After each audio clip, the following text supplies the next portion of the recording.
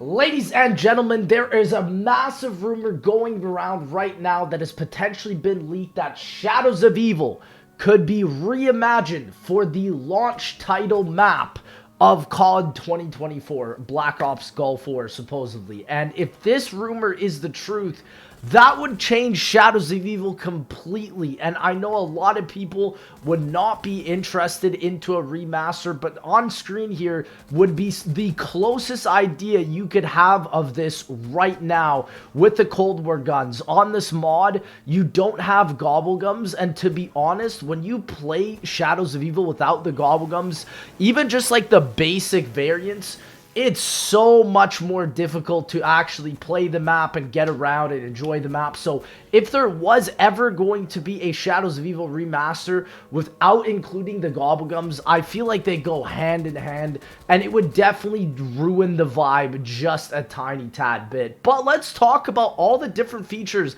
that could potentially happen. So like you guys know, there was a massive leak that just happened with Treyarch, and this was apparently one of the biggest leaks of it, is that COD 2024 could have a reimagined version of Shadows of Evil. And so with this version here, you can see some extra different perks and stuff. But imagine you could potentially have the upgradable Apothicon. Serve it like we had on the pre-patch version or the day one version of Shadows of Evil. That would be sick. Also doing the whole solo Easter egg even up to the last step, or potentially changing that last step, because I remember it took the community a whole week to solve that final step, and that final step was absolutely egregious. Getting all the rails shocked and electrified, and then making sure the tram hits while you electrify the keepers to unify a sword attack to take out the big octopus in the sky.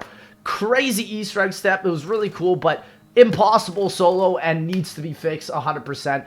Now, another thing that I think would be interesting is how would this remaster have better graphics? If it was to be Shadows of Evil, like the gameplay you're seeing on your screen right now is already just so beautiful. And somebody actually suggested me in the poll that I did, saying that if this is true, 52% believed it isn't true, 48% did believe it was true, which is a lot higher than I would have expected. But the thing is that if it was ever going to be reimagined, what would be happening is maybe they would do a daytime version of Shadows of Evil. We've actually seen this a very common theme with a bunch of other Activision's games, like Overwatch 2, for example, where they take certain maps, and even Call of Duty does this, where they take the map and just switch it up between a day cycle or a night cycle, which, if Shadows of Evil had a day and a night cycle, that would be absolutely insane. That would be so cool, in my opinion. And Greg FPS, when I brought up this poll on Twitter, actually brought up an incredible point,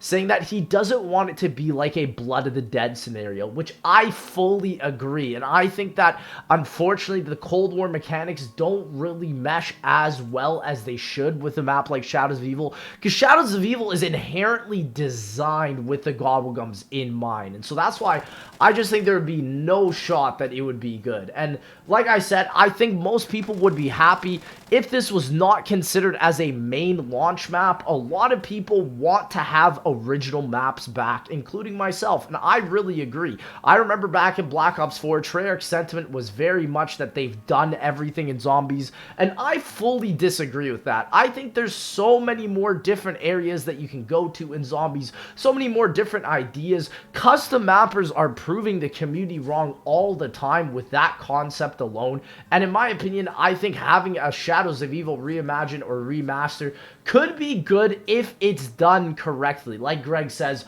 we don't want a massive Blood of the Dead fiasco again. And another cool thing that could make the reimagine worth it is potentially what happens if they up the player limit from 4 to 5 or even 4 to 6.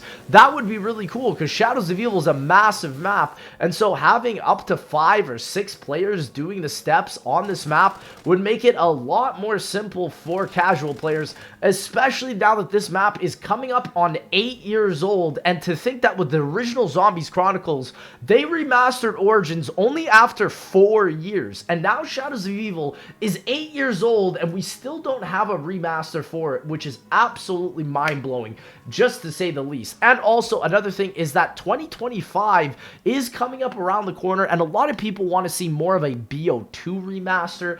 I also did another tweet about that, talking if people wanted more of a BO1 remaster and a BO2 remaster, and I think the answer was they want a BO2 remaster by 2025, which just makes sense because that game is set in 2025.